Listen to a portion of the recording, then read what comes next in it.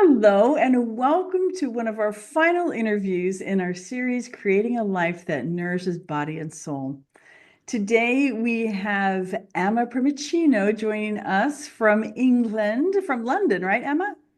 That's right, London, England. Okay. Emma is a confidence coach, self-discovery advocate, and relationship catalyst who empowers individuals to master confidence, discover self, and thrive in life, career, and relationships, and turn their passion into cash and achieve seven-figure success with a focus on self-worth and self-confidence. She is also known as a mom of two. Welcome, Emma. So glad that you're here. Thank you. Thank you so much. This is such a great series you're doing, and I'm so grateful to be part of it. So thank you for the invitation Oh, to you're join. quite welcome. We appreciate you being here. And I'm really excited about this topic today because we are talking about self-confidence Hmm. and how to build unshakable self-confidence in spite of self-doubt. And I think there's some misconceptions about self-confidence, and I think often it can be one of those things that we may feel like everybody else has more than we do. Um, Yeah. let's start with your story. How did you come to do what you're doing and what drove this passion? Okay. Well, like you said, there's a misconception about confidence from as early age as primary school, nursery school, elementary school, whatever, wherever you're listening from. And like most little girls, I went through the schooling always comparing myself to the other girls and not feeling quite as bold, as courageous, as audacious, as outspoken as the others.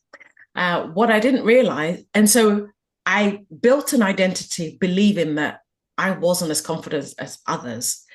And I guess at those early years, I didn't really know myself. I didn't really know who I was. And it's not till maybe I got to my early 20s that I jumped into the rabbit hole of personal development and really, really got the habits and the rituals and the practices that made me understand that confidence, for some people, they're born with it. But for most people, confidence is actually a skill, and it's a skill that can be learned.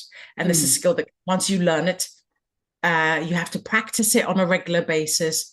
And once you master it, you can teach others. So I fell in love with what confidence did for my life.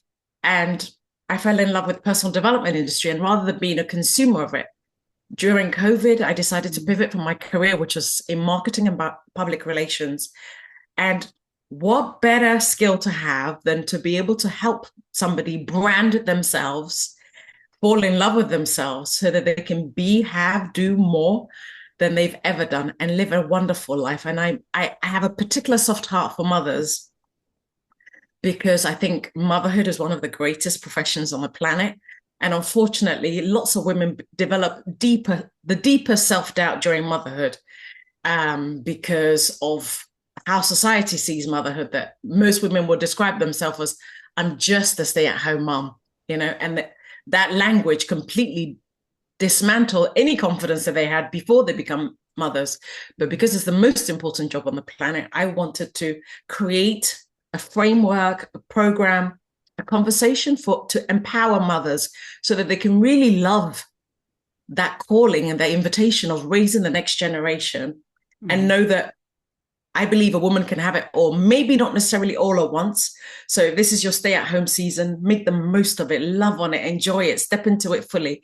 And when you come out the other side, there'll be a coach, a friend, an advisor like me on the other side to teach you how to now go for other things that you want to do in life. So this is basically why I decided to pursue a full-time career in life coaching and specializing in confidence. And I love that. And I just want to say too, along with the maybe outside view of motherhood, motherhood is one of those things that is just, you want to talk about a job that brings up every insecurity and makes it super easy to see your flaws. I Yes, mean, who among us with children hasn't thought, oh my gosh, am I ruining this child? You know? yes. So it has that inherent ability too. So yeah, it can, in some ways can really build our confidence, but in other ways can really shake our confidence. And there's so much disease to please everybody, to please your child, Mm-hmm. to please your expectations of all the other mother societies, and how they're getting their schools to certain plays and things like that. And then there's the whole comparison to our parents as well. Like Mm-hmm. some mothers struggle with not trying to keep it up the way their mum did it. Or I think it's just an invitation, that niggle or struggle, to also fully burst into whoever you're meant to be, because we all carry the potential to be trailblazers and Mm-hmm. to unapologetically find ourselves and be ourselves. Yes, Yeah. absolutely. Absolutely. So before we jump into some more of the meat of the conversation, if there was at the end of the day, if some people are only going to remember one thing from this interview, what would you hope that they remembered? One thing, just the one thing. I think the one thing that I repeat to myself, and that everyone should practice it, is to remind yourself that you are enough. Wherever Mm. you are, wherever you're watching from, whatever part of the world, whatever your circumstances, whatever your finances, your relationships, what you've done, what you haven't done, your age, whatever it is, I think the one thing I want everybody to always remind themselves is that you're enough. All right, so let's jump into some topics that are, or I should say, some aspects of this topic that are going to help us remember that are going to help us really feel that and believe that. Um, so obviously, one of the enemies of confidence is self-doubt. So you want to talk to us about that and the effect of self-doubt, and maybe how to overcome, or in the moment at least, overcome self-doubt when we're struggling with that? Yeah. The thing about self doubt is that I think we all carry some amount of self doubt inside of us. And if you're going through life and you're experiencing self doubt, maybe you've grown to an age where it's a new experience for you, or you've always had self doubt, know that you're absolutely normal. Everybody at some point carries self doubt. What is not normal, though, is to allow self doubt to run the show of your life. You only get this one life. And um, at some point, it's important to master the skill of confidence. As I said, it's a skill. There's this story, I don't know if you know it. I think it's an Asian story that explains the difference between self-doubt and confidence. And I'm going to just share the story. It's about two wolves, and that inside each of us, we have two wolves that exist within us. We have a confident wolf that's more bold, more audacious, inviting us to be stepping into the world and living life as like embodying what it means to be enough, be creative, be adventurous. And then there's a self-doubt wolf that lives inside of us, which is always whispering, you're not enough, you can't do it, it's dangerous, don't try it, stay back. That voice or that wolf is making us play small. Which one wins, Tracy, would you say? Which wolf wins? Well, just like in real life, it depends on who gets the food. Exactly. Good answer. The one that you feed is the one that wins. If you're feeding your confident wolf, your wolf will win the battle. And if you're feeding your self-doubt wolf, self-doubt will win. So it's literally about listening. Sometimes it's just listening to your inner voice, catch yourself, how you're talking to yourself, and replace it with positive affirmation. It's different when you listen to yourself, because that's the passive thing. But when you talk to yourself and replace what you're hearing with something more positive, like in the form of affirmations or incantation, you can feed your confident wolf and start living a more confident life because of what you're speaking to yourself about in here. So, what do you think about because when that self-doubt wolf is howling and barking and making a fuss, it's real easy to think that that's the truth and that that's drawing all the attention in, like, without exception. But then if we recognize and go, no, you're not the truth, but we kind of feel like it is. And so we recognize that we want to feed that confident wolf, and it's like, okay, I've got this great list of affirmations, but how do we deal with it when we know to say the affirmations, but we might not quite believe them? How What are your thoughts about that? That's a really good question. And whenever we're trying anything new, it's normal not to believe it straight away. When I started learning Italian for the first time, I couldn't believe I can ever be fluent in the language because of how difficult each pronunciation is. Or as women, when we buy new shoes, it takes time, even if it was perfect in the shop, sometimes it takes time to break in. So I think it takes about 30 days of practicing habit, a ritual, a routine for it to embody and become who you truly are. So there are certain parts of our identity that is inherited, the stuff that's in our passport, your name, your surname, your date of birth, you know. And then there's parts of us that are inherited from our Heavenly Father. So I like to write a list of things that I know to be true about myself, earthly wise and heavenly wise. And no, and we're speaking to Christian women, right? Know that the enemy here can tell you anything. Your self-doubt can tell you anything, but you need to turn up the volume on what God says about you and who God says you are in his name, in his creativity. And we're all brought here for a reason, for his namesake. So if you live that, if you walk that, if you embody that, if you believe that, if you surround yourself with people who reinforce that message for you, because that's really important. And it's about being immersed in that truth so that you can turn the volume up on what's good for you to hear and believe about yourself and turn the volume down. And it's lots of things, Tracy, like the world is so noisy today on social media or, you know, just so much opinions and noise and thoughts about who we are as women, as Christians. But I think it's important to create a safe bubble. In that bubble, you have your work that you love, some people that feed your soul in a good way. We are spiritual beings manifested in a physical form. So we grab it, like energy is transmitting. Hang around with people who are nourishing you, talking about nourishment. And as much as possible, avoid people who deplete you.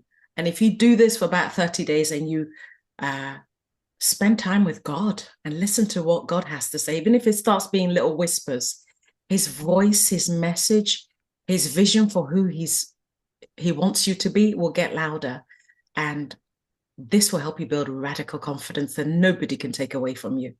And I think some of the great places to find that, you talked about immersing yourself. And when I think of that, I think about jumping in the pool.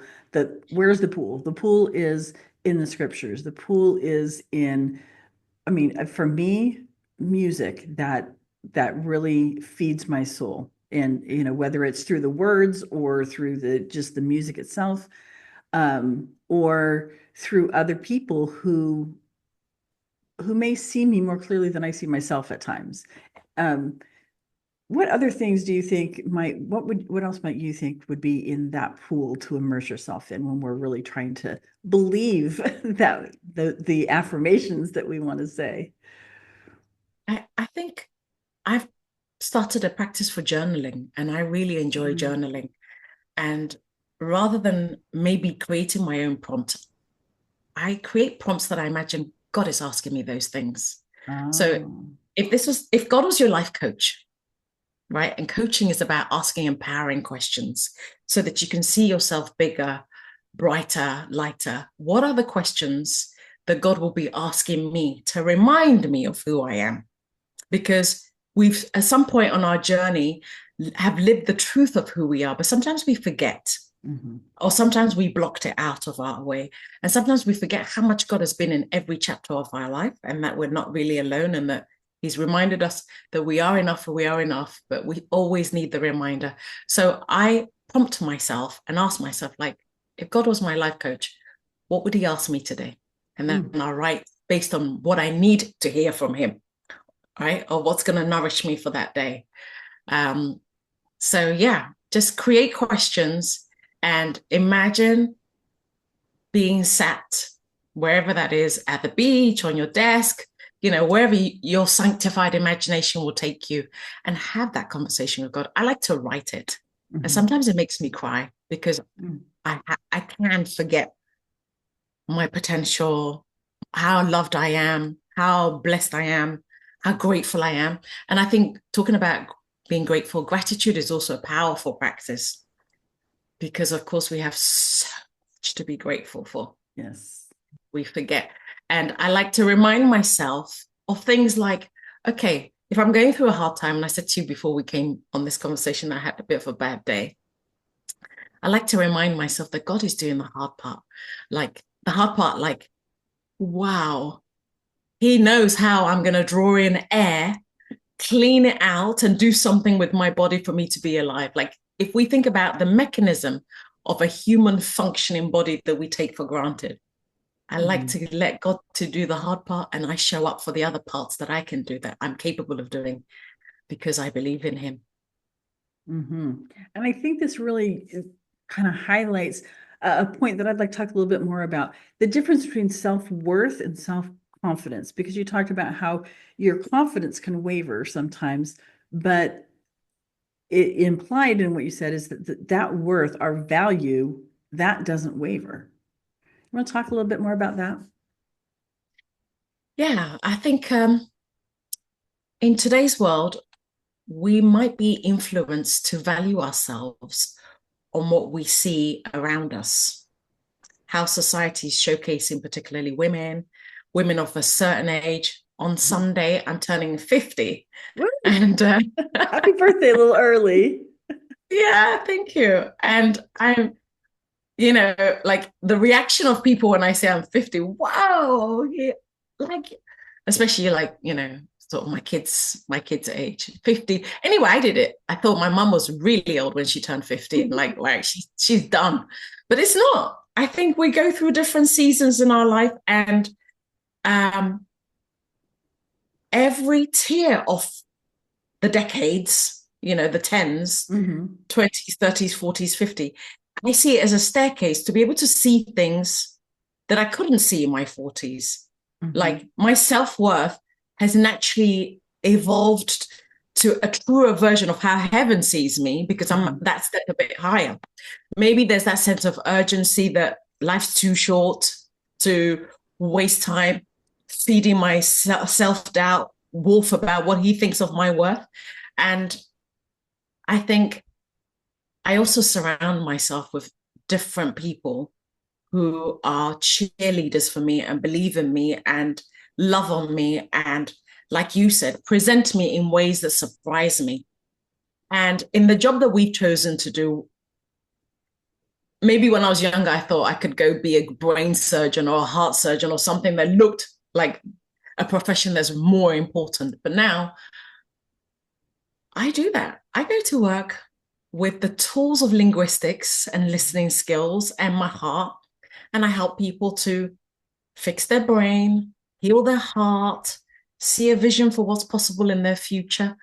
And I don't think there's anything that I could do with my talent, gifts, creative abilities than to use this that I have to build the most strongest self-worth I can have.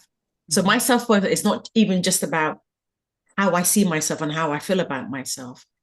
It is really connected to being a disciple of Christ and how proud he is of me. Mhm. And that, I think that is untouchable, because no matter what we do, no matter how spectacularly we succeed, quote unquote, or spectacularly we fail, quote unquote, Mm. we're still children of God. Yeah. That doesn't change.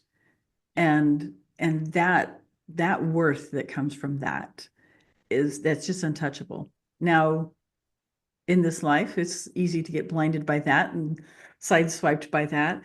And that's kind of where confidence comes in. So our Mm. self-worth, in the way that I think about it, our self-worth is untouchable. It just is. But our self-confidence is something that really is a fluid kind of thing. So what are your suggestions for somebody, like, how do we build confidence if we feel like I'm just not a confident person, or we feel like I'm very confident in this area, but in this area I have no confidence. What can we do? How can we build confidence? Mm. It's right that you say confidence is domain specific. There are areas of our lives that we're radically confident, and we know, like, if you put me in the kitchen, Tracy, and you give me any ingredients, I know I can put together a stunning meal, because I am really I have a strong belief in my ability to use ingredients to create something delicious. But then maybe if you put me behind my accounts and my figures and numbers, it's not my area of expertise, and it's not the area that I will boast of having confidence. However, I like to use Mel Robbins' definition of confidence, which is simply the willingness to try. Confidence starts the moment you're willing to try, right? The moment you're willing to try, the moment you decide that I'm going to give it a go. I'm not confident yet, but I'm going to give it a go. Confidence begins to form the moment you're willing to try.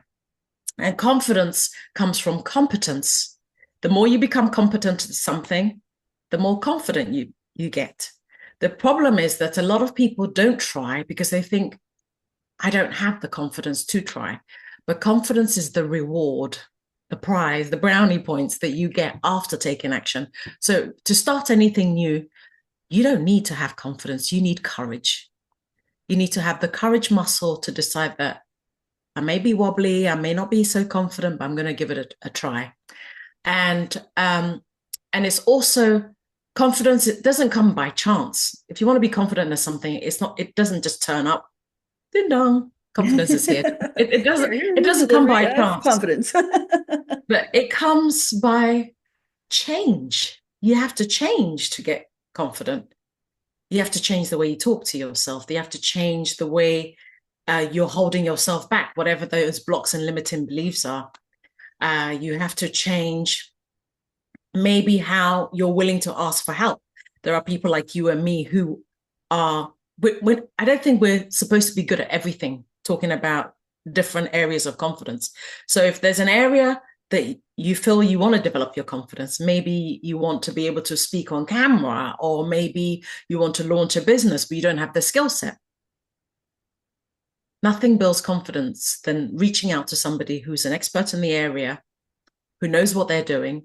They come with the tools, the resources, the modalities, the framework for you to not spend 3 years or 10 years figuring it out, but give you 3 months, 90 days, 6 months, whatever it is, to support you, to guide you, to hold your hand through the process, so that you're not beating yourself up and believing that maybe the story of, oh, I'm no good, or I'm crap, whatever people tell themselves. But to understand that we all have our know-how, we all have our gifts and talents, but we don't get to mastery level from day one. Everybody starts at zero, and you have to be willing to sit with the discomfort of being at zero.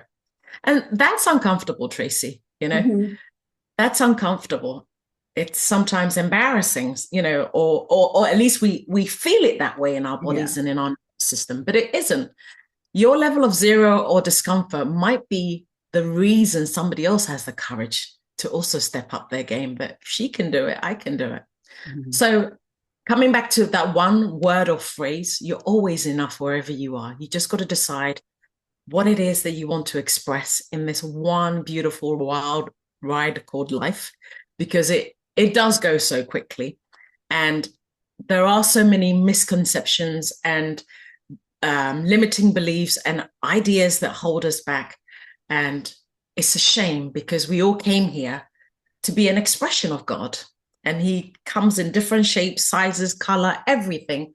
And if God embraces all part of himself through us, we should also do the same. Beautiful. So thank you for that. And Emma, you have an offer for all the listeners, then you have an offer for the VIP package as well. You want to tell us about those? Yes, absolutely. So I offer a complimentary discovery call for all your viewers. It's a 30 minutes discovery call to look at self-confidence and how to crush self-doubt. So if you're in a season in your life that you've decided that this is the year that you want to build a radical confidence, because you know you're a child of God, You got gifts, talents, capabilities that you can ever use in a lifetime, but self-doubt is holding you back and blocking you from seeing all that you can be right here in this world and in God's eyes, then reach out to me and we can have a 30-minute chat about it and I can help to see what we can do. And then for your VIP members, I have a 3 months coaching package that I'm adding a fourth month for free on top of it. So instead of the price of 3 months coaching, they get a complimentary fourth month and I hold their hand for 4 months, guiding them, supporting them to any dreams, goals, outcome that they want to produce, either in their physical self to become more confident, either they've got a business that they want to start and they need a professional advisory sat beside them, supporting them, or maybe they're having relationship struggles, whatever it is, I'm open to add a fourth month on a complimentary basis for your VIP members. Well, thank you for that. That's a wonderful offer. And now, Emma, my favorite question, and I'm really looking forward to hearing your answer to this. In your experience, in your opinion, in the way that you view the world, what are your top 1, 2, or 3 things that you feel like are a critical part of having a life that is truly nourishing body and soul? What a great question. 3. You said 3, right? Up to 3. Up to 3. Okay. I think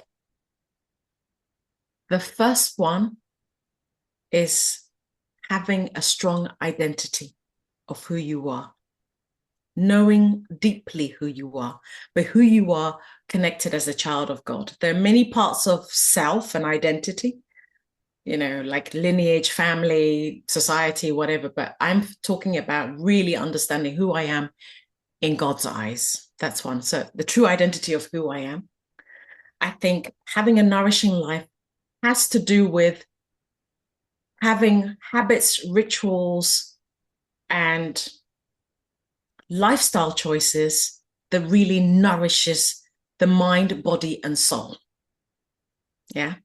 You can't have a powerful identity and your habits, routine, and rituals are letting you down. So for me, that looks like, waking up at first thing in the morning, having my prayer time, having my time with God, going to work out and nourishing my body and just remembering my goals and my plans for my life. Yeah. And then I think the third thing is having a career or something that you wake up to that is in service of humanity. Martin Luther King has a powerful quote that says, not everybody can be famous, but everybody can be great because greatness is determined by service. So either you're serving your family, either you're serving your church, either you're serving your community, either you're serving through your arts, gifts, talents, job, whatever it is. Greatness is determined by service, and find a way to serve others, because when you're serving others, there is a powerful ripple effect that comes back and pours so richly deep into your own soul that your cup, they say you can't give from an empty cup. So start those 3 things, know who you are, have good rituals. And when you do, your cup will be full. And from your overflow, serve others, and you'll always have your well full. That's what I would say. Love it. Love it. Thank you so much. And thank you so much for your time. It's just such a joy to talk to you. Really appreciate you being here and appreciate your perspective and your help in learning about this aspect of creating a life that's truly nourishing body and soul. Now, we're getting real close to the end of this series, and I hope that what Emma has said today in combination and on the led up to from all of these other areas we've talked about are really helping you to consider if your life is one that is nourishing to you. And it's everyone who's spoken, it's our hope and our prayer that if you're not feeling nourished, that maybe we've sparked some idea that can help you recognize maybe an area that will help you to have that life, that will help you to feeling like you're living more authentically of who you are and understanding yourself better, and ultimately leading, as Emma just said so beautifully, to having a cup that's so full that it just can't help but overflow into the lives of those around you and wherever you choose to direct it. That really, to me, and I think to our speakers that we've heard from so far, is the purpose of living a life that's truly nourished body and soul. It's not just for our sake, but for the sake of our world, whether it's our little tiny world of our family or our community, or whether for some people farther influenced in their country or their state or their province or maybe some worldwide. But whatever our world is, we can be a nurturing part of it when we fill our cup to overflowing. So thank you, Emma, and enjoy. Hope you've enjoyed these interviews so far. We only have one left to go. And we've laid, I think, a really good foundation, and I'm happy with finishing off with talking about confidence. And then tomorrow, talking about the power of telling our story, because each of us has a story that's only ours, but there are commonalities that can then, that's part of the cup overflowing and helping others. So thank you for being here. See you tomorrow. And remember to create a life that truly nourishes you, body and soul.